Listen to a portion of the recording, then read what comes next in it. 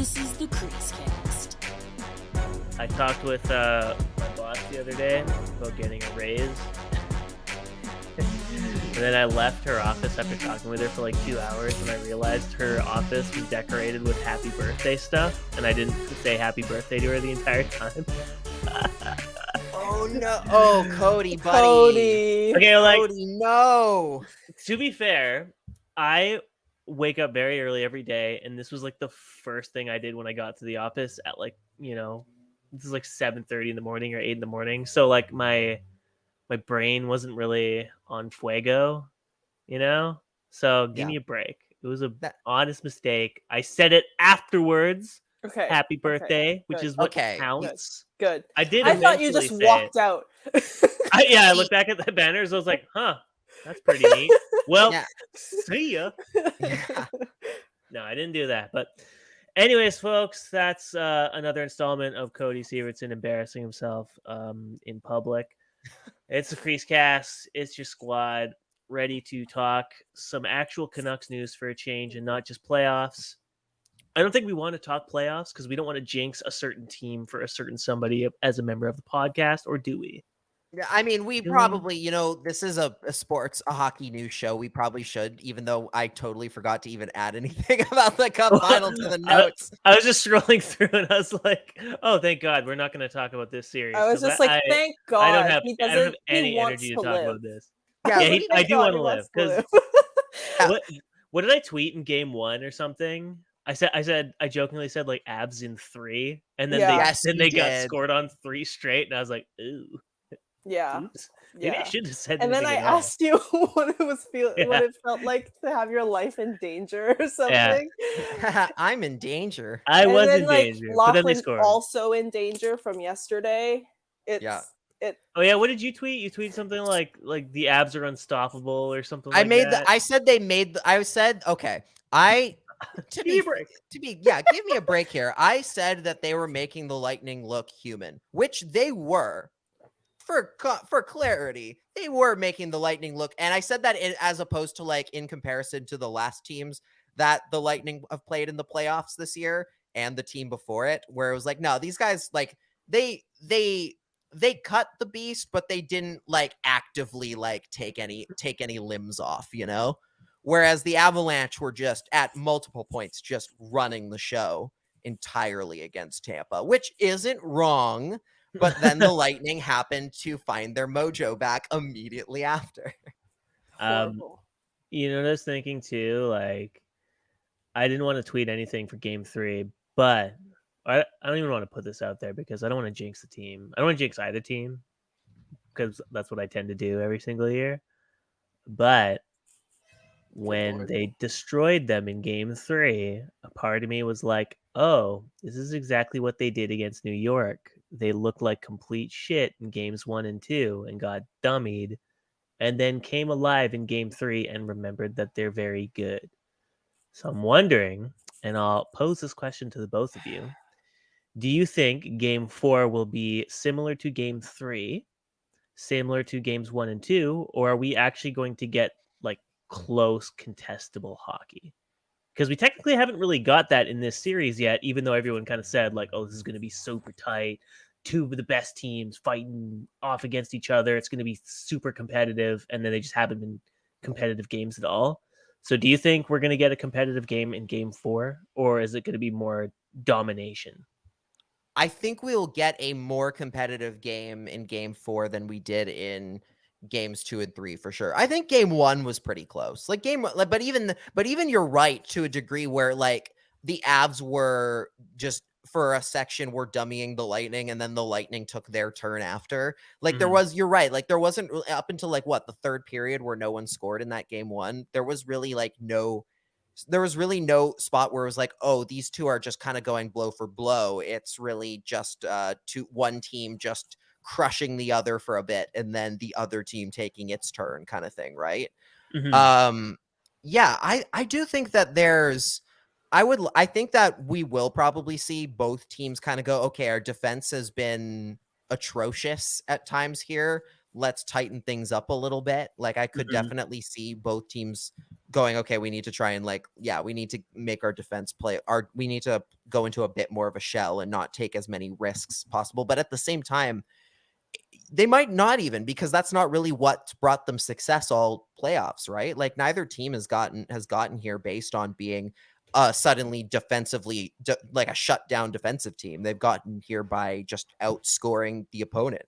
So I do think we'll get a closer game for sure, though. I think in game 14, because of how big a swing in momentum that game could be, depending on who wins, I think you'll see both teams come out playing a lot more tentative and a lot more aware of what kind of mistake they might make if they're not careful. Jamie, what are your thoughts? I don't want you to put you on the spot because obviously you have a vested interest in both teams, whether that's player or actual team. But what is your vibe check right now looking towards game 4? Well, I sure hope that they'll be better defensively. Taves and Makar were like a -3 last night, and that's not good. That's not good at all. You know what was shocking was actually watching Devon Taves on some of those be a goals goon. Against. I was like, never been like that before. I was stunned because he's pretty, like, he's not cool, calm, and collected, but like he's a pretty responsible defensive player. Yes, he looked like Tyler Myers out there. He was so out of position on all the goals against, and I was like, is this the same guy? Like, because it's one thing to go from being like having really good games in game 1 and 2 when you're Makar and Taves and you're putting up 4 points each every single game. And then there's just like it takes a lot to have such a polar inverse performance where you're straight up not the same defenseman at all. So that's why I put out this tweet where it's very inside baseball. Like, you would not understand anything I'm saying if you didn't follow mixed martial arts through the 2000s or the 2010s. And basically the joke was all of these fighters at some point, these martial artists, I'm using air quotes for our YouTube channel followers. That's youtube.com/CreaseCast. Subscribe, ding the bell. These fighters would have these really prolonged runs of success, and then they would get knocked out or they would fall off entirely, and then they would have one brief resurgence where something came out in the preamble to the fight where they were like, oh, he trained with X person, or he cut out dairy and that's why he won. So they would get this nickname where it was like in one case, this guy won a fight after losing 7 straight, and the commentators were like, he's got that look in his eye. So every fight from then on would be, the joke was, it looks like he has that look in his eye, and then he would just continue to lose.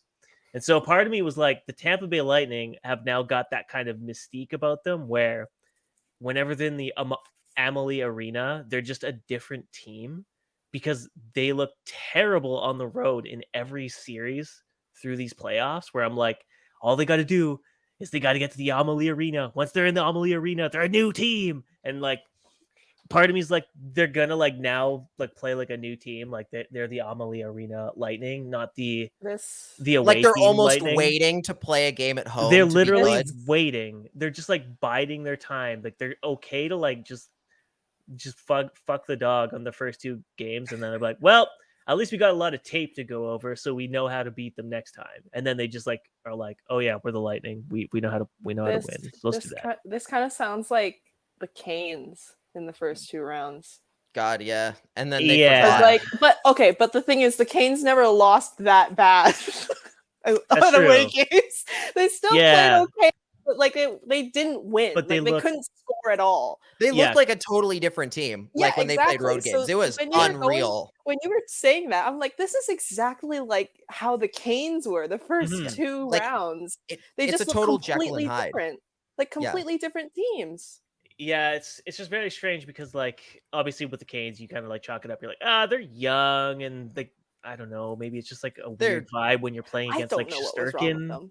Weird vibe. You happen to get thrown into a couple arenas that are both very intimidating. Absolutely, just no. But it is super bizarre to win 13 games at home and then lose the 14th. That's just super bizarre. It's a weird thing to happen. Game 7, yeah. Yeah, exactly. So that's super weird. And then you just watch Tampa and you're like, how do you drop the first 2 games in every series on the road? It's what are you guys doing? But anyway, that's why they're really good. I'm looking forward to Game 4. I kind of hope it's close. I don't like as much as it's fun to watch a blowout because like the fans go nuts. Oh my god, Game 2. 5 or 6-0. Like Game 2 when it was like it was just like not even close. I had the like, best time watching that. I'm glad. That's the best part about the series is you get little wins, little dubs for Jamie. So that's great. We like the little dubs for our little Crease fam here, because as we all know, we don't get them at all when you're Canucks fans. But we did get a win finally as Canucks fans because they actually did something right. Let's go. LFG. Let's go. Put some dubs in the chat, folks, because we're gonna move off playoff talk because we don't want to jinx them any more than we already have. Yeah. Let's get into Canucks shit. Andrey Kuzmenko, and now yes, I know you are hopping over to Google right now and you're typing in what is an Andrey Kuzmenko. Well, let's tell you. Andrey Kuzmenko is a KHL All-Star who's spent the majority of his career in Russia. In the KHL, he's had pretty decent production for the last 4 years, but then the last 2 years, he's basically been like a stud producer. And as you know through history, as Canucks fans yourselves, the Vancouver Canucks are pretty goddamn bad at signing top free agents out of other leagues, whether that's the NCAA or the SHL or the Finnish Liga or the KHL. They're just really, really bad at it.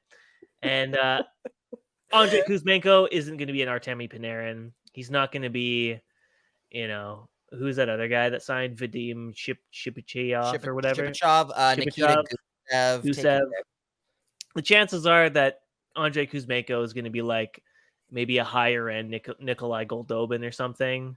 Maybe a bit more, expecting him to be Artemi Panarin. Hey, everybody loves Goldobin. I love Goldobin. I love Goldobin. But expecting him to be Artemi Panarin is probably a bit rich. He's not going to be that. If he is, great.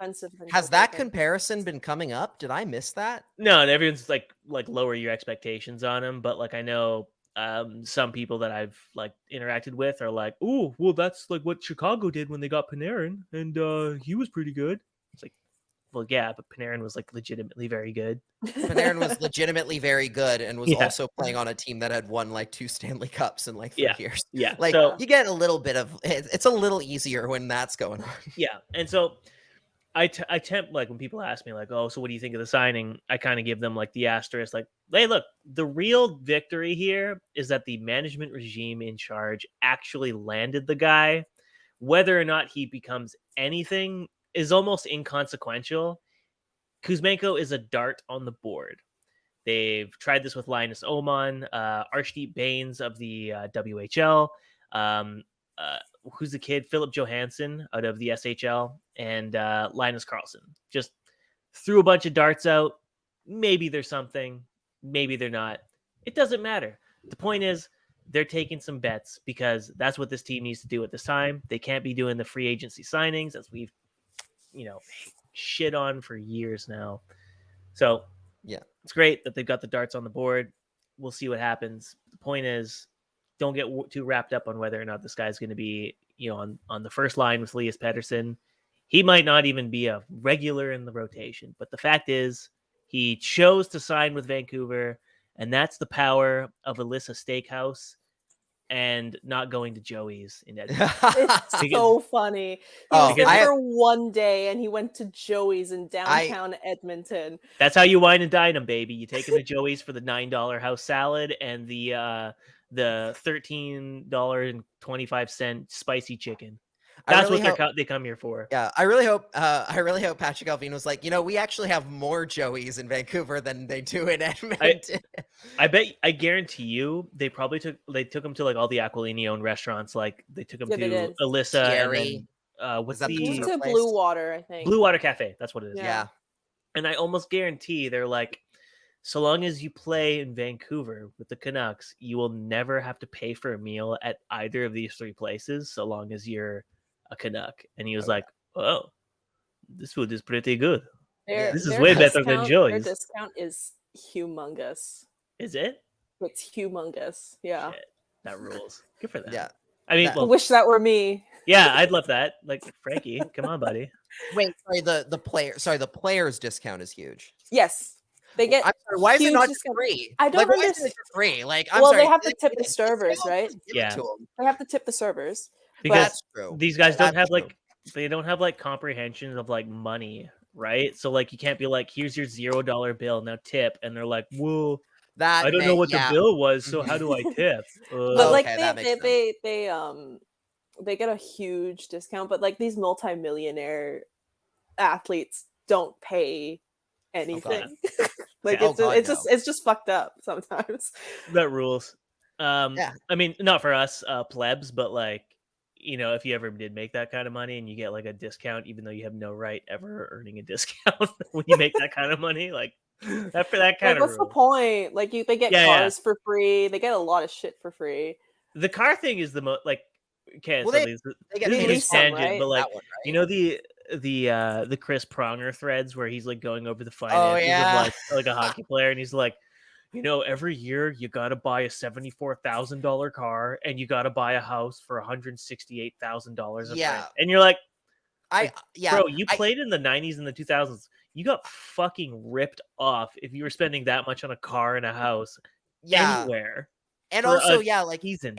Annually? No, that was the thing. You said annually. I assume that was just a miscalculation while chewing a Twitter thread, which is always a kind of a dumb way to get the new stats across because of how weird it is and how janky it is to put a whole thread like that together. So I kind of was okay, I don't think you actually mean that people buy a car. Players are buying a car once a year. I think you just meant once or once every 5-6 years or something, but still, what? I will counter and say hockey players are also the types to, put in a backyard hockey rink or basketball court with their team branding on it and then get traded in that same year, like Ryan Johansson did after he branded his stuff with the Columbus Blue Jackets and he immediately got traded. That's a bummer. That's not a good idea. No, but that's what I mean. It's they don't really think that far ahead. So if someone went to Chris Pronger, hey man, you're here for another 8 months. I got a car for you, but it's gonna cost you $400 million. And he'd be like, well, I guess I gotta say yes. Or maybe his agent was ripping him off. That would actually be really funny too. Oof. It's oh god. Counter to what Lachlan's saying is that that it's tough doing these things on the fly, but Chris Pronger was talking with his agent and he had all this planned out and had all the numbers and didn't think twice about it. And his agent was like, yeah, it cost you $70,000 for the car. Yeah, that's why I took all that money from you. Yeah. It's like Blackadder with his as the butler for King George, where he's just constantly taking money from him and he's I've already have it in my pocket. Don't worry. Yeah, it's the exact same thing. Because in kind of a bad way. How many of those players in the NHL have had their parents rip them off for millions of dollars? I mean, when they're their agents. Jack Johnson. I mean, and apparently, I didn't get a chance to read the article yet, but apparently he just got his degree and everything, which is really good for him. In terms of he did. He's just apparently got it. been getting his right degree. after game 1, I think, or during the finals, he has been working on getting his degree from. I don't know exactly what degree I think it was DU, but I don't know what. But good for him. But oh god, but good for him. In the sense of he had literally got ripped off by his own parents, and now good for him that he's getting a little bit more stability, making sure he's got it down together next time and doesn't have to worry about that again. Good for him. What if he came out he's I graduated and for my first act with my financial management major is I'm going to invest half of my earnings into crypto, and he just became a huge public crypto bro and just lost all his money. I'd be so sad. That would honestly just make me really depressed. I'd be like, oh, it turns out he's and that's why I am now a Mary Kay consultant. Oh yeah, hell yeah. For Herbalife, it's oh no, don't do that. As far as now, as far as Kuzmenko is concerned, we don't know the contract yet for sure. I think it still technically hasn't been signed. I think they're signing it tomorrow. They can't announce it until the 13th or something like that. I think. So it's like we won't really know the specific details, but we do know like KHL free agents, you're technically not allowed to sign them to anything more than like 1 year and like league minimum, or like it can't be more than $1 million. So it's like, regardless of what he signed to, it's going to be like a cheap deal that you don't really have to worry about. Like, it can be buried in the minors or bought out easily enough. So, but like, stress about it. Yeah, like, and everything you said at the beginning with Kuzmenko is so true. Like the fact that they got convinced not like, again, like Kuzmenko's not necessarily like, it's not like, oh, this is the biggest fish free agent in the entire league and the Canucks managed to snag him, right? Like, but it was like a guy who was highly touted and was like a guy that a lot of teams were after and wanted, including Edmonton. And like, look, we've harped on this with the previous regime a lot. Like, one of the things that always drove me crazy watching this team operate during around free agency wasn't even that they were necessarily trying to spend money on big free agents or something like that. Like, in a way, you like that because you're like, okay, it's good that we're not cheaping out. They are willing to spend to the cap to put a team together. It just was always on the wrong players for what they needed. And the bigger issue at hand, though, was always that the Canucks as a franchise shouldn't have to pay a premium to get players, because like there are so many things to like about playing in Vancouver if you're an NHLer. Like, and people are like, oh, but the market and the media and the pressure. It's like, okay, sure, but that doesn't stop people from signing for big checks in Toronto or in Montreal or in other Canadian markets. So why Vancouver? And it's never been about that. It's been about the franchise was clearly not doing themselves a service and was clearly making it hard for any players, any big name players or any like really legit talents to want to come play for them. So they had to jack up the price to get any sort of free agent to come. Yeah. And instead of convincing them with Alyssa Steakhouse, they had to do it with extra zeros on the contract. Yeah, exactly. It was like, and it was one of those things where it's like, you shouldn't have to as Vancouver. Like, it's a beautiful city. You're never worried. You're always going to have good, at least ownership stability. You're going to be playing in a city that loves you and like will absolutely, like you mentioned, like you'll never have to buy a drink in this town again. Like, that's great. Like, after hearing about their discounts, I don't know. They should be buying. I don't know. Maybe. But like, yeah, like that's one of those things where the Canucks, they should be in a position to sign the biggest names if they're doing their best job at marketing themselves to those players. That was half the reason that Mike Gillis went so hard after Matt Sundin that one time. It's not because he thought, oh, this is the piece to win the cup necessarily. It's because we want to prove that big name future Hall of Famers want to play here and would be willing to come here. And it worked. So it's like, that's where the Canucks should be at. That's also why things like Jim Rutherford talking about how much they want their own practice facility matters, and why, like, one of the things you've heard about recently with Edmonton, actually, one of the things Edmonton has done well in terms of their organization is they purposely, when they built their new arena, they purposely made the visitors' locker room just as nice as the home team's locker room, and the Islanders did the same thing because they want visiting players to come through and say, oh, wow, they treat everybody really well here. Like that, those are the kinds of little things and like additions you can make outside of the salary cap that will get free agents to come here. And like, look at Kuzmenko, like the guy's not even supposed to sign yet, and he's already posting on Instagram the picture of him in the jersey, in the hat, with the paperwork in front of him. Like, and then he's going surfing right after. He's super jacked. Yeah, clearly he's excited to be a Canuck. It's best time. It's hot Kuz summer. Hot Kuz summer, exactly, which is such a breath of fresh air. Like, when was the last time the Canucks won a big, like a higher named free agent, like, to come over here? Was it not like Troy Stecher? I was going to say, I'm pretty sure it was Troy Stecher. And then that's it. Can we get him back? Please. I want him back. I miss him.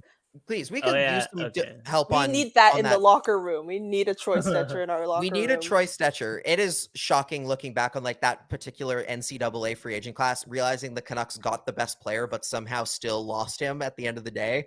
Like, remember, like there's so much hype around Drake Kajula, who is the other big name out of that group. I remember at that time too, they signed Stetcher and everyone was convinced like Drake Kajula was going to come too, and they were just going to replicate like their North Dakota success. And then he went to Edmonton. Too, it was like, oh, it's like, okay. At the end of the day, that wasn't a huge loss, but like, but also that's because Edmonton if he played with Brock, it could have been. It could have been. We bring him back to Brock, and then Brock will stay.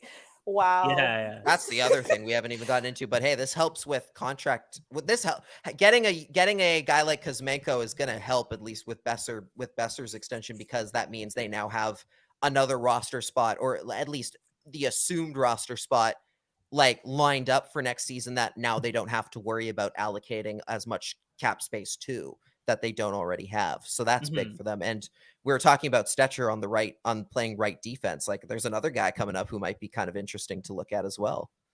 Yeah. It's too bad that the Vancouver Canucks settled all their money on fucking Tucker Poolman. Because you know what Ethan Bear's qualifying offer is? It's exactly what Tucker Poolman makes. It's $2.5 million. Jesus. Like I love Ethan Bear.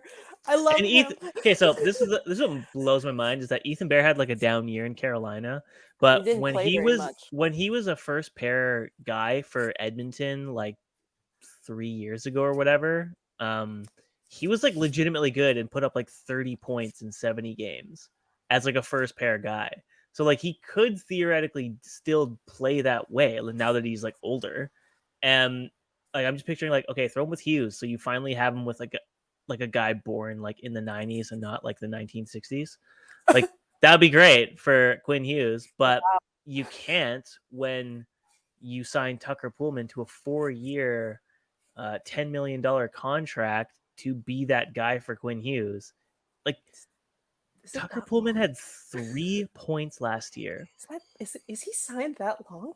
Yeah, it was a 4-year deal. It was literally such a bad deal that it was only 2 years for some reason. It was 4. No, that was like Hamonic, the other bad defensive contract. We got rid of that one. Yeah, that's literally the only thing that gives me hope here, is that look, if Patrick Allvin can unload Travis Hamonic's bad contract, he can unload anybody on an. Okay, he can trade anybody. Hamonic only has 1 year left on his deal now, but Poolman still has 3.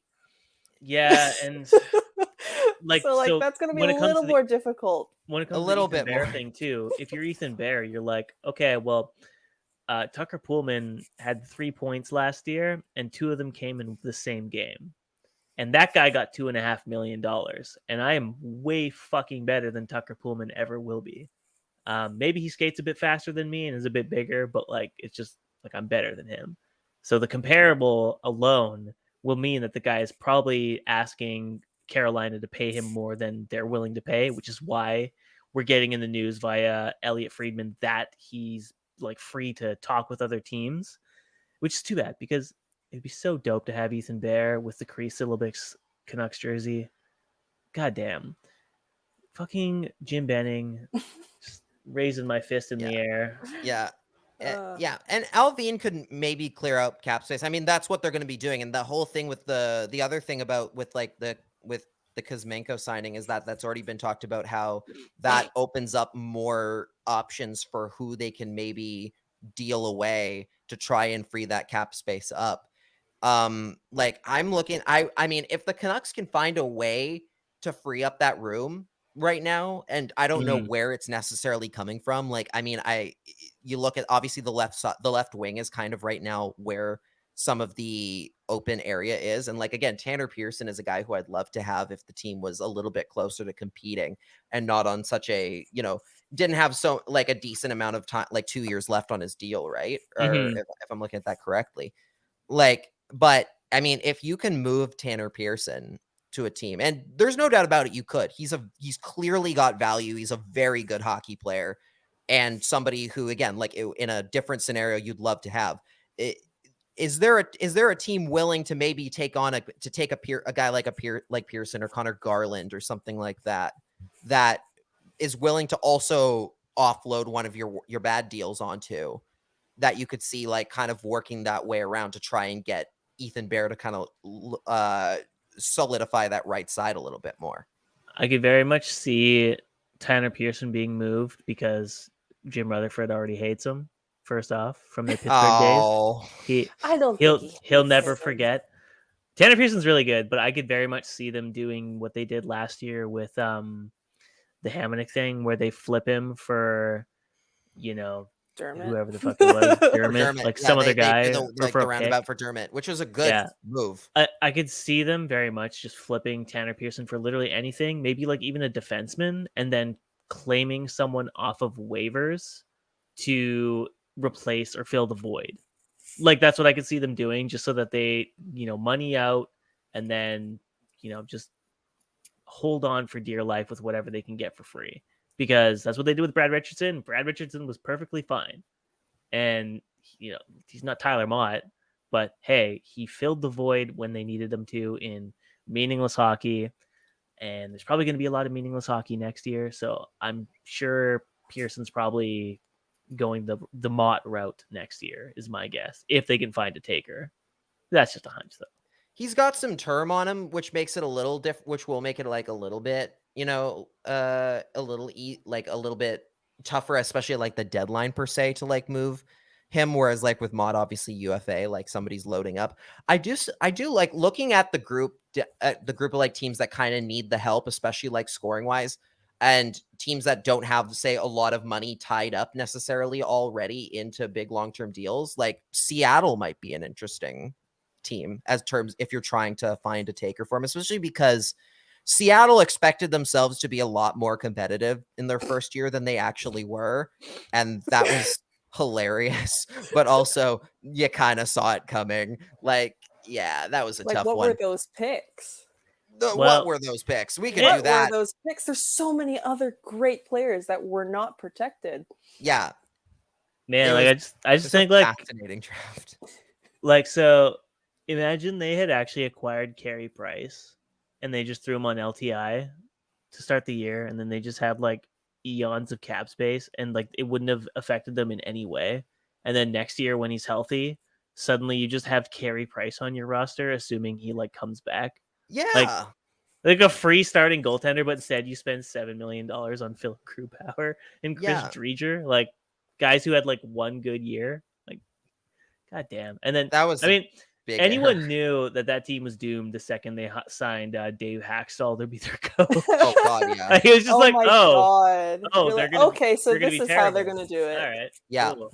But guys, Dave Hackstall coached Ron Francis's kid in college that one time. Like, clearly he must know what he's doing. Like, and I thought Ron Francis knew what he was doing, but apparently not. So look, there's a reason Carolina got way better the second they hired somebody else. That was the I biggest, don't really want to, but the thing is that team that when Carolina hired Don Waddell, it was built by Ron Francis. To a degree, but like I think like the finishing touches that made them as good as they were definitely more to do with what Don Waddell put in place. And then last season he just went haywire. Yeah. But I don't know what's wrong with that man. Well, because like they do the Moneyball thing, right? Where they're like, we're not going to spend any money. Our ownership is cheap as shit, so we need to find like bargains wherever we can by signing guys that nobody wants, like Tony D.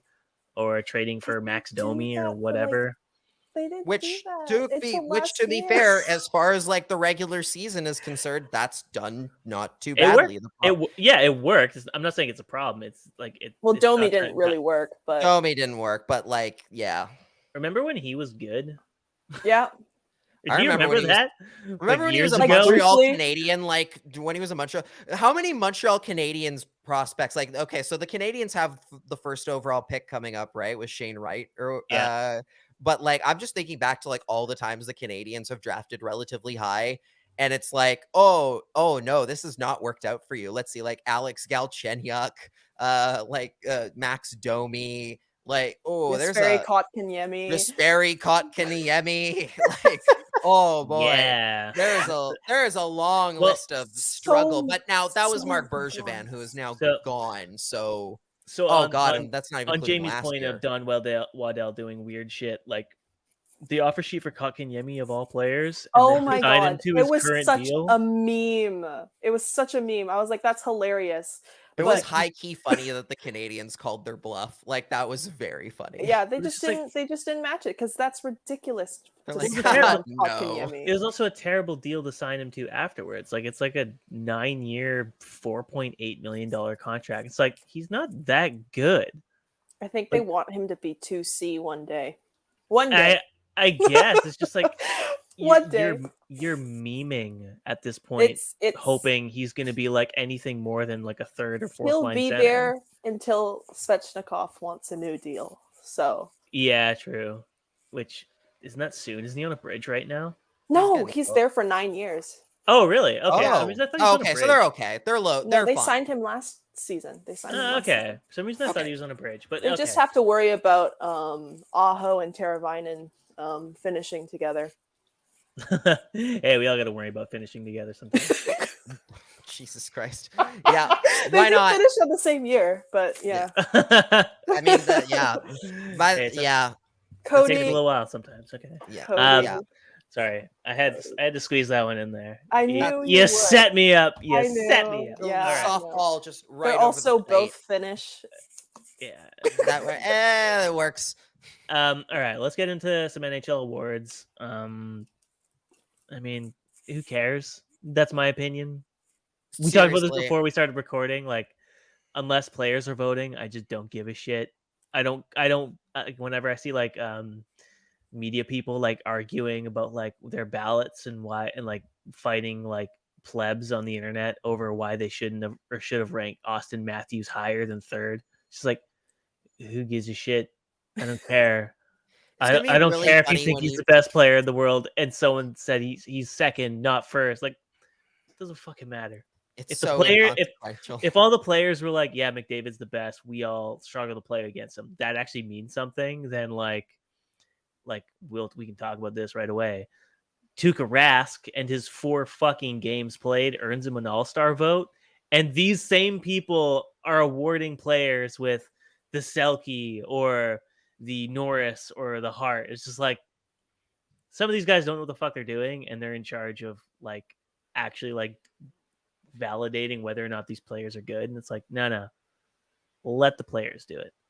I don't want to hear about it. Fully agree. Like, yeah, it's a clown show basically. Yeah, the one of the places you can always trust the players to get an honest opinion on guys is from these like votes and stuff, is on the awards and stuff like that. Like you'll always be surprised when like they do like these polls, I think during the season, where they ask questions like who is the most, like anonymously, like who is the best goal, the hardest goalie to play against, who is the hardest player to play against, who is the easy, what player bothers you the most. They actually are like weird, like they're usually actually like routinely like a little bit spicy, which is incredible because they're always like, who's the most overrated player, and it's an anonymous like poll. It's like, oh, that's actually kind of fun.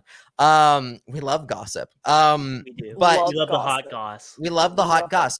And yeah, like you're right. Like the Ted Lindsay is so much more important. Lindsay is more. Ted California coming out. A bit. Ted Lindsay, I guess. I don't know. They're like giving out awards. Oh my god! Yeah, I love the Californian sketches. From the valley. Spirit, what are you I'm eating Lachlan here? from the valley. From the valley. I took the 401 over to Mulholland, and then I took the 42-5 down to San Diego. Wait, is it Mulholland or Mulholland? I don't even know. I don't live in SoCal. I don't know. Well, I don't know. Yeah. Do you Petaluma kids look down on the SoCal? Oh god, NorCal is where it's at. Those SoCal people think they're so cool because they live near Hollywood and Disneyland, and they've got more beaches. Like, no. Don't get me started on them SoCal kids. Yeah, we have San Francisco and Oakland, which are way more fun. Oakland is great. Yeah, Oakland scored. Actually, here's the thing. Oakland is better than San Francisco. Like that's actually, yeah, there's a reason you're told otherwise. And I can tell, and it's not a great reason why people are weird about Oakland, particularly white people are weird about Oakland. Does it rhyme with tracism? It sure does, Cody. That's right. Can't believe it. Oakland's actually phenomenal. I'm shocked. Oakland's a lovely city to go to. Well, that's nice. We'll put lots that of great in the show notes. Yeah, for I would next say it's time much too. better. I would say I like going to Oakland more than San Francisco. But as far as the Ted Lindsay is concerned, Oakland of awards, if you will. Oakland of awards. That's right. San Francisco. The Hart Trophy is San Francisco because it gets all the famous notoriety, the movies. But the Ted Lindsay is Oakland because it's, while not as popular, it is undoubtedly better. Austin and Matthews, the Vezina is Hollywood because it's overrated and nobody cares about it. The Vezina is Disneyland because it's what you want the world to be at all times, if it could be. Like it's the ideal world. That doesn't make any sense. Goalies are more important, is what I'm saying.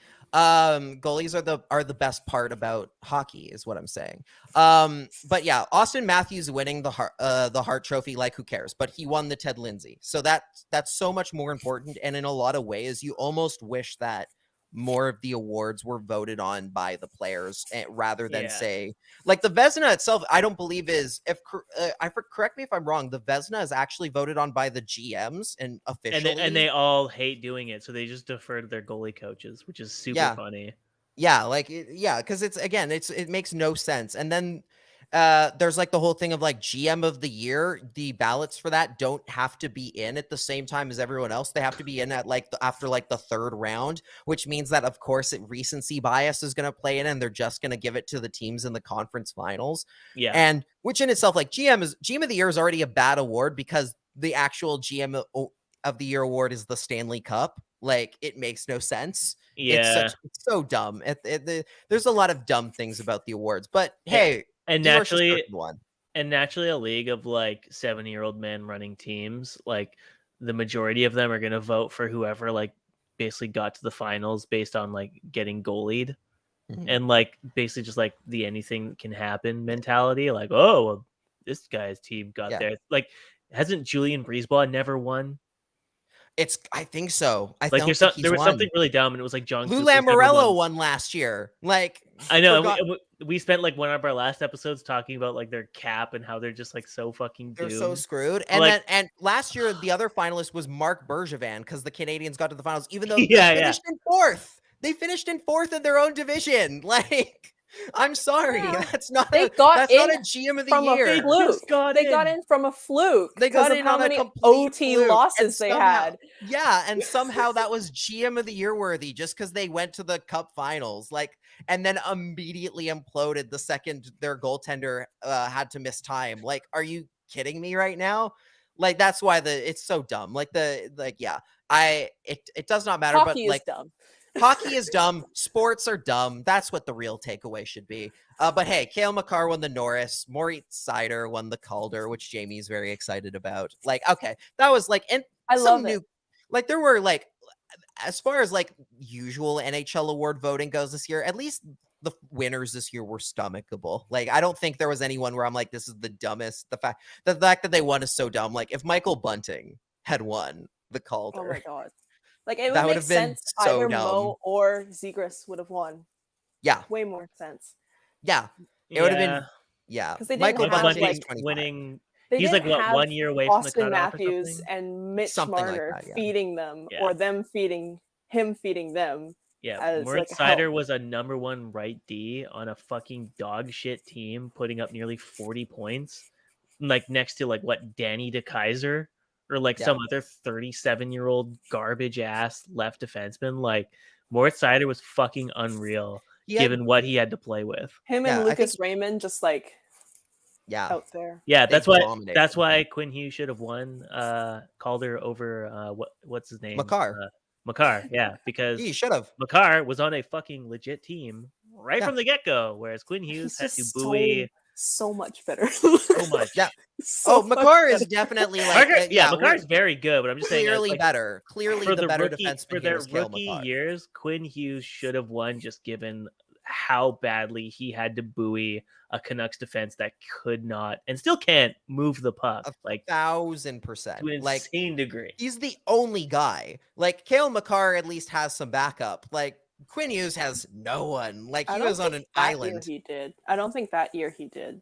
I think that year he still like it wasn't like they were particularly like understaffed. It wasn't like they were great, but they weren't understaffed either. Like they clearly had other defense. Their defense is obviously way better this year. Yeah, because I don't remember them being that great. Like no, they were in that like they were in that kind of like gray area where they were like we're really good in sometimes. But that's also not why anyone votes for a player for the Calder. They don't vote a guy for Rookie of the Year because they're like, oh, he was good defensively. They just vote on who scored the most points. Like, yeah, and that's why Makar won that year. What was their decor in 2019? Because he could feed passes to Nathan McKinnon all day. Three people.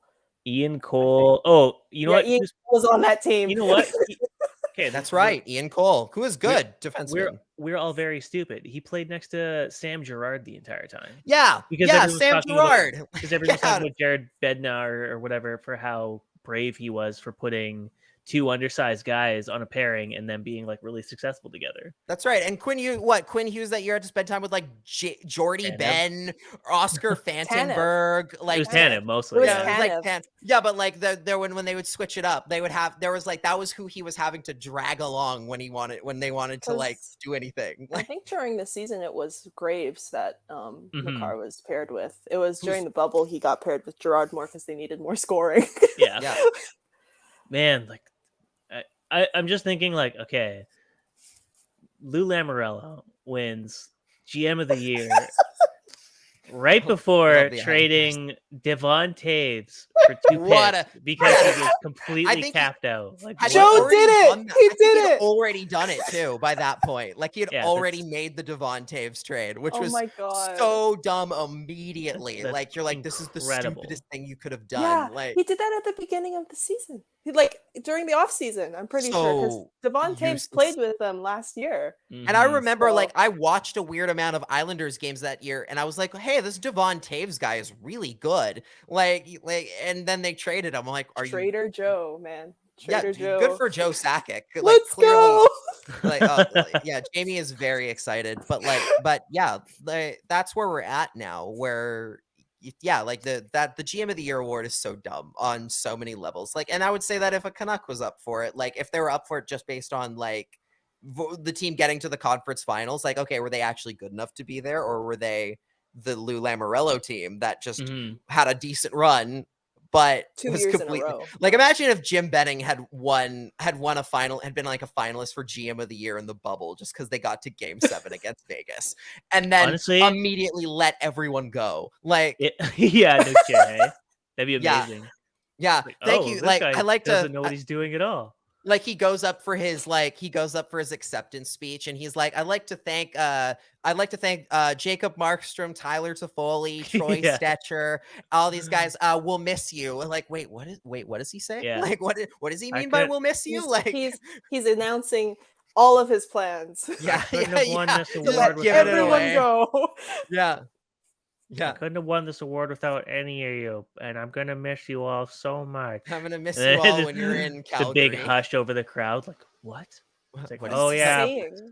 I ran. Like they're playing the music to get him off the stage. Yeah. He starts going into his plans, like, so I don't have the money to re-sign any of you, and it's like, Jim. Yeah. John Weisbrod is literally like putting on like some like elevator music to just throw everyone off. Like, oh god, don't give this away. Like, yeah. You know what? Okay, so.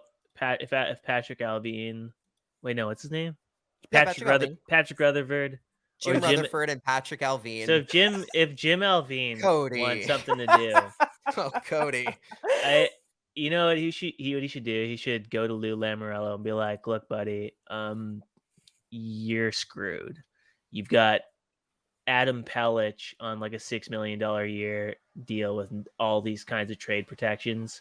Why don't you trade him before it kicks in to me, and I'll give you a much shorter deal in Tucker Poolman in return to try and help out your cap situation. Because then the team gets a left shot defenseman that's actually good, and then you try and move OEL somehow. Or you let Adam Pelech play on the right side because, like, contrary to what Travis Green would have you think, defensemen can do that. They can play on their offside. Weird. I literally wrote an article this week for Canucks Army about like things that the Canucks can be learning from the teams that are currently in the Cup Finals, and one of the things that we touched on was just how the quality of the defense that you have, it like overall is so much more important than, oh, who's the partner for this guy? Who's the partner for this guy? Especially because when injuries happen, they're going to have to get shuffled around. People are going to be shuffled around.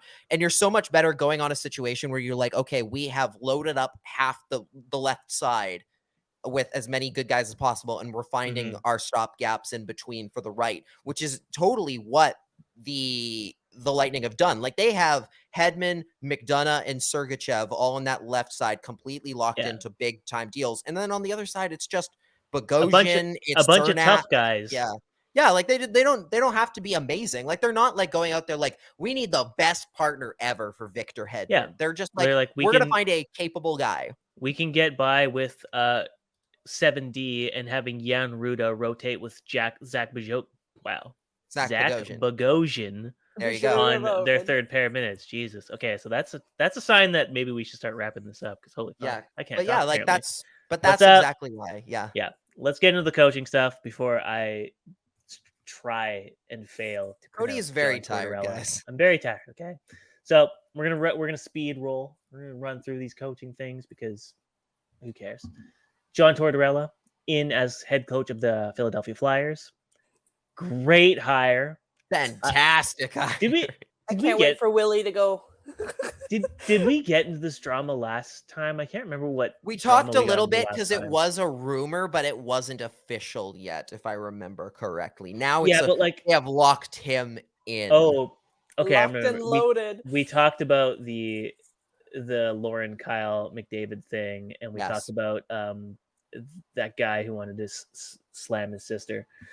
This drama was when the rumor came out that Tortorella was going to be hired as head coach. Who was it on their Instagram being like, great hire? And then it was Zach Werenski. And Cam Atkinson was like, mind your own business or whatever. And then Brandon Dubinsky was like, prayer was like Yeah. prayers emoji from Brandon Dubinsky, who famously had a very bad experience with John Tortorella. Famously did not get along with him very much. So I'm a big fan of this hire because the Flyers are just still in that like no man's land of they don't even know what the fuck they want to do. And famously, John Tortorella, the last time he was coaching a team that didn't quite know what they were going to do, ended up fired after 1 year on the job, and it resulted in the team completely imploding. A team that he also inherited from Alain Vigneault. I wonder who it is. It's who could that possibly? Who could it be? You know what? This might be a good sign. Maybe the Flyers need to ditch whoever the fuck their GM is. Chuck Fletcher. You know what? And they need to hire Jim Benning. That's true. That's very true. I mean, that's where this is going. That's where this is leading. They'll get Willie. Yeah, he'll hire Willie. And they hire Willie Desjardins, who will obviously lead them to a cup final and win.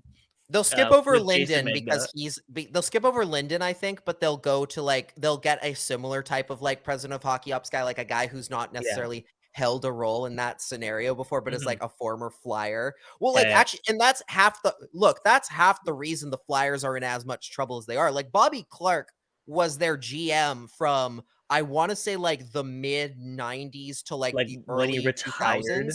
To the early 2000s, and he's still there in the front office. And so is, I think, Paul Holmgren, who had the GM job after him. All of their former GMs, except for Ron Hextall, who's now with the Penguins, are all still working in the front office in some capacity.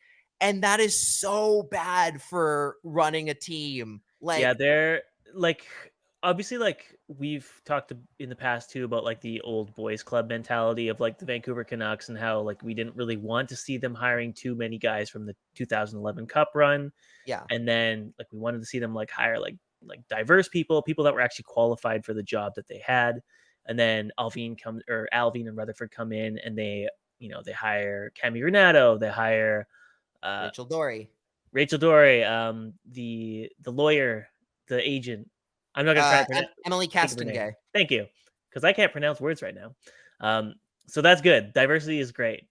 Fantastic. The Philadelphia Flyers are the perfect example of what not to do with an old boys club. Because the Edmonton Oilers were always like kind of like the cream of the crop of an old boys club running a team into the dirt.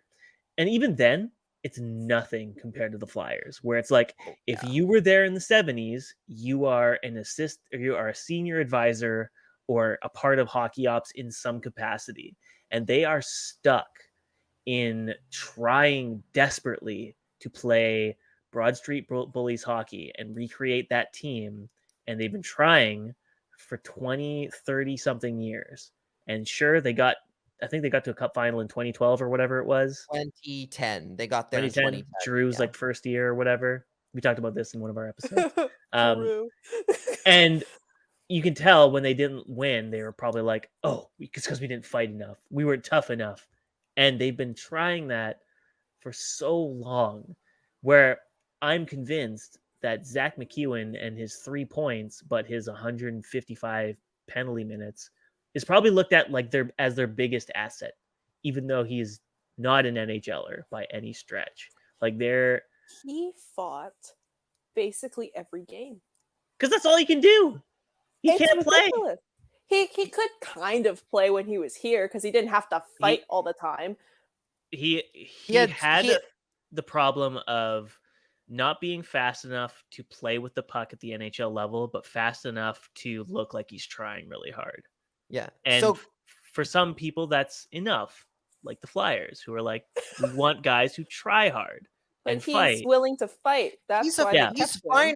Stopgap guy, but like he's not part of your. You don't look at Zach McEwen and go, "Oh, this is part of our long-term plan." Like he's going to be here for the foreseeable future. Whereas the Flyers are totally doing that, and like I'm looking at his points line. Right, his best year in Vancouver, when he played 17 games with the Canucks in the 2019-20 season, he scored 6 points. Like, that's actually that's pretty good for a guy who's only playing fourth line minutes. Like 6 points in 17 games is great. Yeah. He obviously had a rougher go with 34 games with the Canucks in 2021 and only had 2 that year. But like, even then it's like, oh, the team just wasn't that good. Last year with the Flyers, he played 75 games for them. He was like a nightly player. He was a regular crazy every night. He only didn't play, I think, because he was injured. He had 9 points. And how many penalty minutes? Sorry, there 110.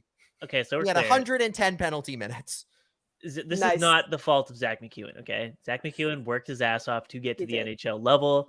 Yeah, he arguably would be an AHL all-star if he was still there, because like his skill set fits the AHL so well that he doesn't need the high end speed to succeed as well. His shot's really good, but he just can't get it off in the NHL level. So it's not his fault that he's thrust into a role that just kind of relegates him to goon duty. I'm sure that sucks for him, because it's like you don't go from a point per game AHL player and then you're just like, the only way you can keep your job is, fight the toughest guy on the other team or you're not going to have a role here in the NHL. That probably sucks. And the guy lost his dad.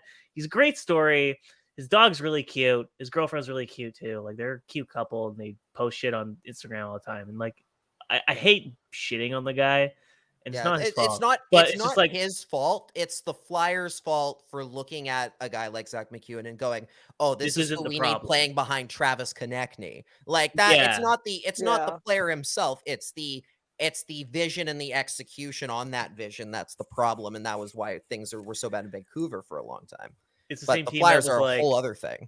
Well, it's the same team that's like, "Hey, we're gonna trade for Cam Atkinson, who's like an undersigned, like tiny rate scorer, but we're also gonna like, he's really good. Just not worth absolutely not what they need.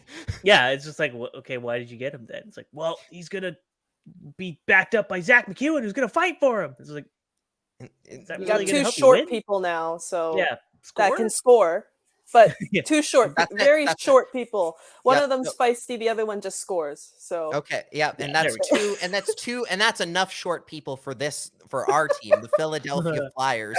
We can only have 2 short guys on this team. The rest have to be huge. They all got to be giant and muscular and beefy and sexy. I mean, anyways, moving on. I mean, like, who did they sign for like what's his name from Buffalo that they traded for him, and then they signed him to like 5 years. The defenseman Rasmus Ristolainen. Rasmus Ristolainen. You think the Buffalo Sabres would give away Tage Thompson?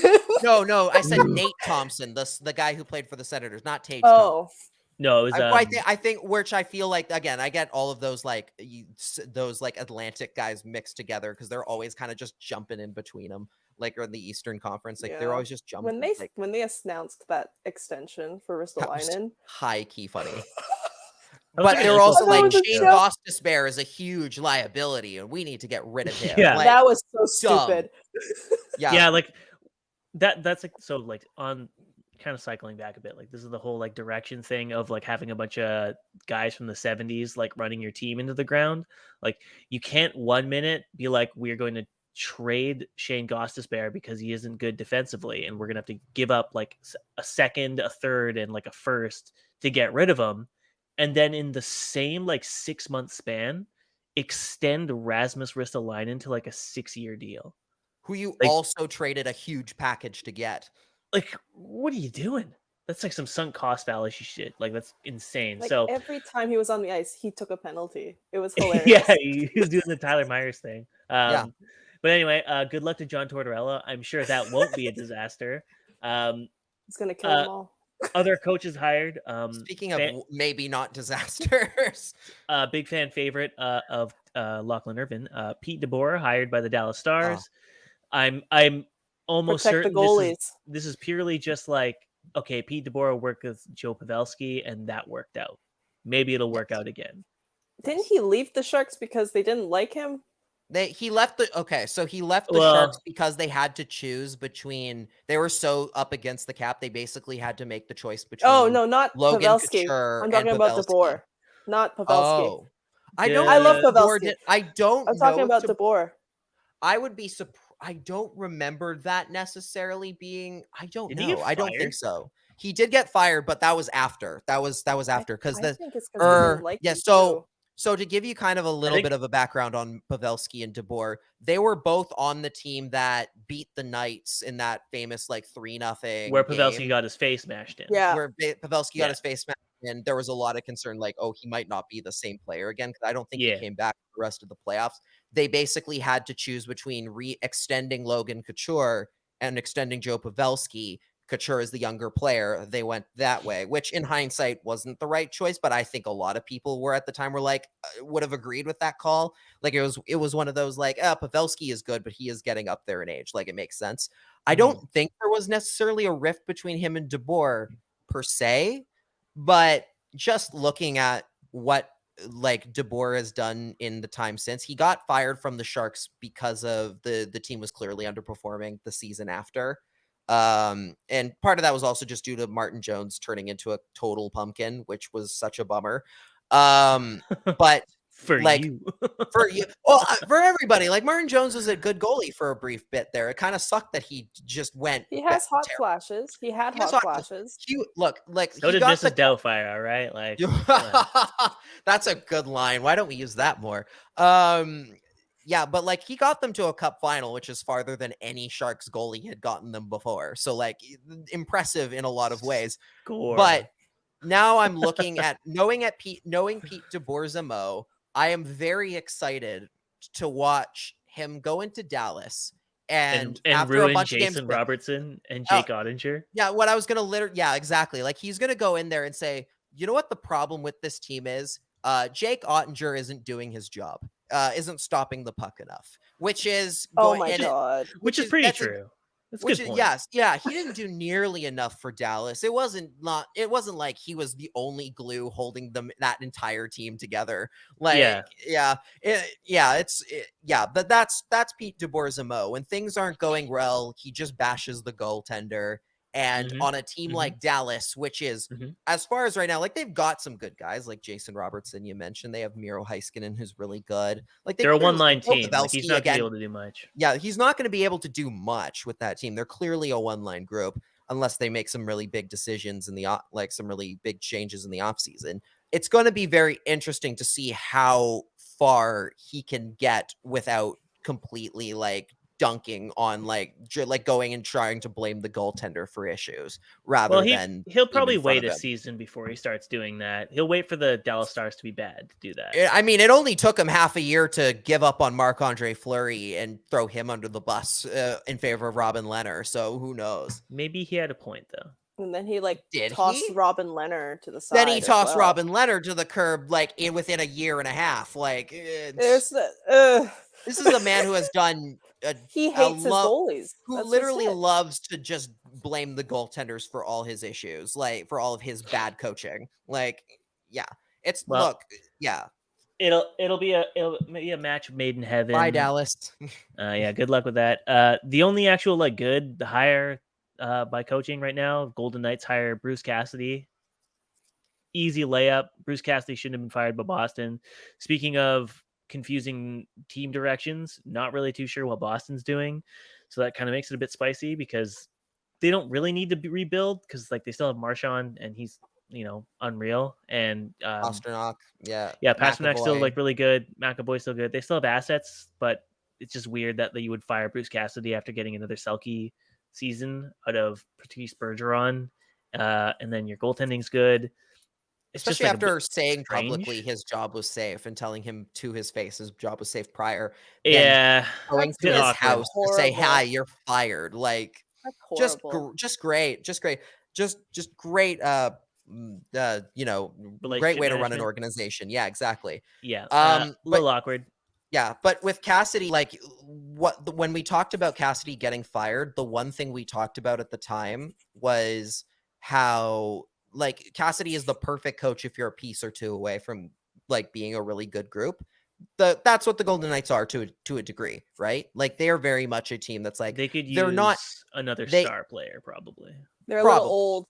They need another $10 million star, I think. But that's exactly why Cassidy is a good fit for them, because Cassidy is not the guy you necessarily want with your young developing group. He's very much a coach you want with, okay, we're on the cusp of doing some good stuff. We just need a couple fixes here and there. And that was why Boston hired him at the time. And I think, yeah, as far as a direction is concerned, the other two coaching choices we've talked about here don't make any sense. This one, I see the logic on this one. I see where this makes sense to the Golden Knights and why this could work out for them. Yeah. All right, let's get into some Twitter questions from Twitter. What do we got here? We got a couple questions. Lebaneb. Oh, it's Ben Abel. Okay. Yeah, it's Ben Abel backwards. There you go. Oh, okay. I was like, man, this guy can't spell Lebanon. He sounds like me trying to talk right now. Yeah. All right. From Ben Abel on Twitter. Dylan Guenther, top Coyotes prospect acquired as the pick was the Canucks with the Canucks, and with Dylan Guenther was the top Coyotes prospect acquired in the trade for Garland and Ekman-Larsson. Would you still make this move? No. Oh, fuck no. Are you insane? No. God, no. It's a fair question. A good deal at the beginning, though. No, it wasn't a good deal at the time. It's a fair question with hindsight in terms of Garland did surprisingly well this year. But I guess if you look back in hindsight and you're one of the people that are like Garland and OEL were really good, but they were not bad. They were terrible. Under no circumstances was anything a part of that deal worth the 10th overall pick. No, absolutely not. You're out of your fucking mind if you think that Garland alone and the cap savings. They didn't save cap. Okay, so they didn't save cap. We talked about this in we talked about this ages ago when I tweeted out about the actual math implications of the dollars in and dollars out. The Canucks didn't save money when they traded away Eriksson, Beagle, and Roussel. Those three combined for a $12 million cap hit or whatever it was, and the Garland contract combined with OEL at whatever retention it was came at a $600 or a $768,000 cap hit higher than what they gave away. Yeah, it was, and never they gave about... the 10th overall to make that happen. Yeah, it was never a horrendous deal. Yeah, it was never about the money. It was always about in theory, the two players that Benning was getting back at the time, in theory, are the two better players in that deal. So you're getting more value per se out of the money you're spending, but that still doesn't make it worth the 10th overall pick in any way, shape, or form, especially considering where the Canucks were at. It was never about if the Canucks were a cup contending team and Oliver Ekman-Larsson and Connor Garland were the last pieces of the puzzle to becoming a championship caliber team, then sure, I see where that could be a good trade. But the problem was Jim Benning was making that trade while they were nowhere close and pretending they were a playoff contender, which they weren't. So it made no sense. Like, it made absolutely zero sense at the time. Connor Garland's fantastic. We've sung Connor Garland's praises all year. He wasn't, but nothing is worth that. Where the Canucks were at the time makes absolutely none of that worth it. I would much rather have Dylan Guenther right now and have the team have done as well as they did last year. Nothing was going to change. They still missed the playoffs. They still, Even if you're a contender, like, no team right now in the playoffs in their right minds would ever trade for Oliver Ekman-Larsson's deal. Ever. No, yeah. But it doesn't matter how good of a season he has. For sure. But I'm saying in a hypothetical scenario where Oliver Ekman-Larsson was, could be seen as a final piece. Like, I'm saying from no one's that trading scenario. for that deal, dude. No one's trading for that deal. I agree with you, but I'm saying, like, in the sense of, like, if that deal happened, but OEL was coming in touted a lot higher, like touted as the player he once was. Well, like, this is the thing. The only GM who thought OEL was going to return to form was the guy who got fired several months later. That's the only guy making a trade for OEL. Even if Jim Benning was running the Boston Bruins in their prime, he probably wouldn't trade OEL because that contract is a fucking anchor. But he did what he does with every player. He gets fixated on a guy and he went for it. Because I remember in the post trade media availability, he had a quote, which I've tried to search for because I remember being shocked by it and I remember tweeting about it. But the way he phrased his reaction was that he couldn't believe that what he gave up was enough to get back Ekman-Larsson. Like, it was phrased in a sense like he's shocked he didn't have to give up more for OEL. Like, OEL was the guy, like the prize in the deal, and that's why the 10th overall was included. And he couldn't believe that he didn't have to give up more. It was like on 650 or whatever. It was a shocking, like, oh my god, this guy is just like trying to save his ass and doesn't know what he's doing. He paid $1 more for Coca-Cola when there's already a no-name brand that's not only tastes better, it's also like $2 cheaper. Like, that's exactly what he did. Now $2. It was now free. to kind of add an extra wrinkle into that question for you guys really quick. Okay. Now let's say there's a scenario, like, what if that trade and get okay, so Canucks make that trade, Jim Benning gets fired later on. What if there was an alternate universe where they don't make that trade and Jim Benning is still here? Would you make that trade? Would you make the move anyway? No. Wow. It's a terrible deal. Are you kidding me? Even if it got rid of Jim Benning, you wouldn't make the something move. Else to get them fired. So here's the thing. That's the answer. It is. They'd suck so bad they'd still get fired. At the end of the day, Jim Benning wasn't fired because he traded for Oliver Ekman-Larsson. He was fired because the team was playing like shit. Exactly. It didn't matter what, like, the contracts, the money, the players that they acquired was never going to get him fired under this ownership group.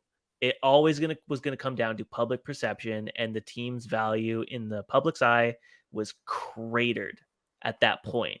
Only when the crowd was chanting "Fire Benning" and flying banners did ownership ever say, hey, this might damage our brand value, even though it's already tanked millions of dollars under this guy. Now the public is being vocal about it. We should do something. The Ekman-Larsson deal, under no circumstances could you ever justify acquiring that contract. Even if you gave up a seventh, that is a 6-year deal. It was 7 years when they acquired it. A 7-year, $45 million commitment to a guy with no trade protection who had been taking a step back in his performance every single year in Arizona. And sure, he had an okay year, but by the end of it, he had fallen off. because he doesn't have the legs to compete anymore like he used to in the past. Yeah. There's no way you can ever justify it. Yeah, You're insane if you tried to. Yeah, and I fully agree on all of that. Like, yeah, like at the end of the day, You it better. never justifies the cost. Okay. No. There's no sense of that trade. Yeah. Okay. From AJ Spears, a beer league goon, is JT Miller walking? And if so, would you rather not trade for him? Trade him. I think he just meant trade him. Okay. Like, would you not move him now? Is he walking? Probably. You think? I think he wants to get paid. I mean, rightly so. If he's almost a Obviously. 100-point player on a dog shit team, yeah, he's gonna want to go get paid. He's, he wasn't really keen on coming to Vancouver in the first place because he was traded from a team that was literally on the cusp of winning the Stanley Cup. And too. I'm sure it stings. It's got to be really, yeah. I'm sure it stings quite a bit really knowing bad. you were the cap savings that pushed your former team over the edge to finally winning a cup. That's gotta sting. It's gotta be hard when Luke Shen walks into the room with his 2 rings and he's like, "Hey, thanks, JT." Hey, buddy.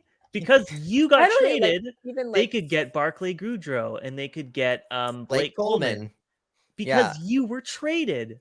Thanks for the rings, bud. Like, I'm obviously sure... Luke Shen is not like that. Yeah, it's not Luke Shen style at all. Luke Shen strikes me as Spencer Martin. No, it's Spencer Martin style. Spencer Martin is walking in there like, "Thanks for the rings." No, Luke Shen would just be like, what rings?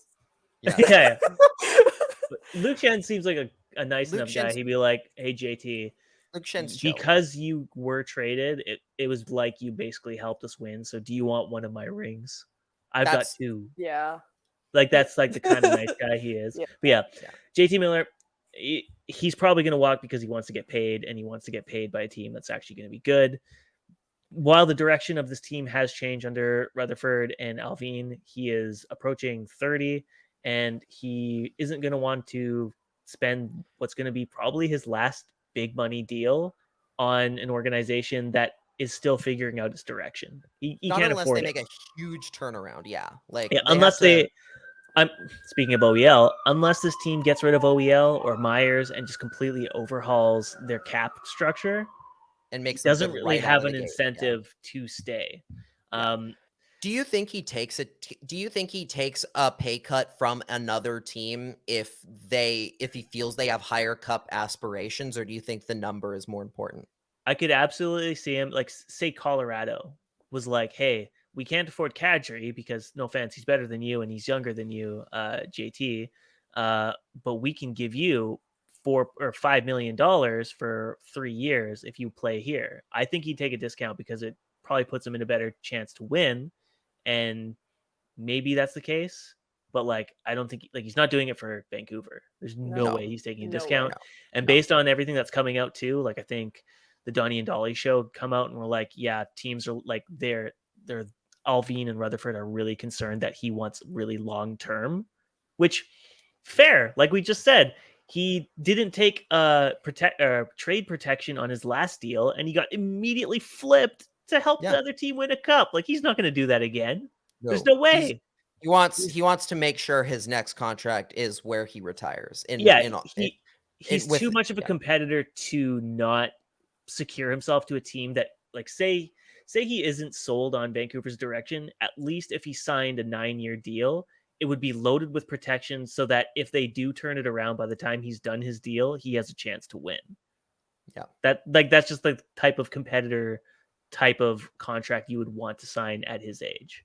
Yeah, which is why I think we've said about before on the show, like, the best thing the Canucks can do right now is if they don't think they're getting a deal done with JT Miller, the better thing to do is try and trade him now during the offseason when you can get a higher return for him from a team that wants him for a full 82 and wants him to go and try and chase a cup. Like, that's where you start looking. Like, you start looking at a piece like maybe Colorado is that team where you go, hey, we'll try, because his contract's not that large right now, is it? It's like $5-something million. It's like $5. It's a big enough amount that it takes a dent out, but not big enough that it's a deterrent, obviously, for any team. If you're creative and you retain 50% and you parlay with another team to also retain 50%, you're probably still recouping a pretty decent asset if you're trading him to, like, a cap strap team like a Tampa Bay, which would actually be really funny. Yeah, that would be very funny. Like I'm like right now, I'm just looking at the idea of like, God, wouldn't it be something if like the Canucks could somehow like this won't happen. It won't happen. But if they could somehow make it work with Colorado where they give them JT Miller and they get Bowen Byram out of that, like that would It'll be never amazing. happen. But it will never happen. But Colorado's got a lot of things they have to do in this offseason. Burnaby Joe, and it is not that stupid. And it depends so much on whether or not they walk away with the cup or not. Because if they win, they're gonna do barely. They're not gonna do much because they're like, no hey, incentive we won. to do anything drastic. We did it. Like maybe they feel the incentive of like, well, the Lightning went back to back. Maybe we have to do that too, kind of thing. But even still, that's not going to pressure them to go, okay, we need to make drastic, big time moves here. Whereas if they lose, there definitely be more like of an urgency to go after some big names, right? Yeah. Man, that'd actually just be so funny though. Back to Tampa. Yeah, back to Tampa. Oh, and then like he goes to the cup final. There's and, like, nothing. loses. There's nothing more demoralizing, I think, for a player when they try and sign with the team, like with the team that's supposed to go all the way, but they do it a year too late. Like they're just they just missed the timing cutoff, and that's when the team's not good anymore. Like can't get it done. Like bring it back to the Canucks, like when Kessler wanted out and they traded him to Anaheim, and Anaheim was not really in their window. They were kind of falling out of it. And they were like approaching the rebuild stage. Like they're literally where the Canucks were heading at that time. And it was just like, they still like did well in playoffs, but they were just not there. And so like the funny thing about that too, is that Kessler had the option to go to Pittsburgh and he said no. and so with the deal that he did sign, he legitimately could have won like back-to-back cups if it was a decent enough contract. Oh like that's so funny to me. That team would have absolutely just demolished teams like left and right. Yeah, like if you had Kessler on your team. Obviously, like the injuries factor in. Well, injuries factor into it, but also like they might not have been able to afford then a trading for Phil Kessel and that's true. Not Jeff Carter, whatever that. Carl Hagelin. Yeah, Carl Hagelin. Yeah, Nick Bonino. Nick Bonino, who came over in the Kessler trade. That's a bummer. There's a different reality where that maybe doesn't work out, but it would just be very funny if like he did go there and like he declined himself 2 cups. Who did the Canucks get for Nick Bonino? Who did they get for Nick Bonino? They traded. Was that the Brandon Sutter one? No. So they traded Sutter or the Pearson. Which one? So it was Pearson was Goodbranson. So but I think Sutter. I want to say it was Derek Pouliot. Was it just Derek Pouliot? No, that was Andre Padan. That was Andre Padan. Yeah. No, it was Sutter. That was Sutter and a 3rd round pick, which became Will Lockwood, in exchange for Nick Bodino, a 2nd round pick, and another pick, I believe. Which didn't turn out terribly. It's just why. 2 picks. It turned out 2 picks too. They gave him a retroactive no movement clause on a fucking deal they didn't sign. Like, just mind-boggling. We're not going to depress our audience, so we're going to sign out now. Yes, let's do that now, please. God. Well, folks, there's your daily dose of Canucks existential dread. But don't worry. It's a new regime. Hopefully no retroactive, no movement clauses for this group. If we hear about it, I'll probably stop recording this show and I'm just going to move to a different sport. There's the cops outside my window, which I'm sure you just heard. I am Cody Sievertson. You can catch my work at Cody Sievertson on Twitter and Canucks Army. I believe I write there from time to time. Lachlan, where can they find your stuff? You can find me on Twitter at Lock in the Crease, and you can find my writing work also at Canucks Army. I just wrote an article talking about what the Canucks can learn from the current Cup finalists. Does that include fleecing teams in great trades? Yes, it does, which is why that's the a Canucks good idea. Yeah, that's a great idea. Patience. Who knew that patience is important? Not trying to jam the square peg into the round hole is a good motivating tactic. What about you, Jamie? You can find me on Twitter at _Jamie K. Lowe or on Instagram at Jamie K. Lowe Eats. Hell yeah. Anyways, folks, don't forget, subscribe to our Patreon. Well, don't forget, but like if you want you to, can. you can. You don't have to, but like I'm just saying, it would be it's nice. an option to You you. It'd be nice. It'd be cool. It's okay. But it would be nice. Yeah, Please, Patreon.com/CreaseCast. We have $1 and $5 tiers. So if times are tough, gas is expensive. So if you want to just slide down to the $1 tier, don't fucking blame you. Times are tough these days, and your support is appreciated no matter what you guys do. And we recorded an off the post too. We finally did. We have one. We have content without coding. Without me, but whatever. That's okay. That's okay. I'm not that interesting anyway. Anyways, folks, next episode will be interesting. So we'll be probably talking about a cup final, perhaps. We'll see. Catch you guys on the flippy flip. Bye, guys. Bye. Bye.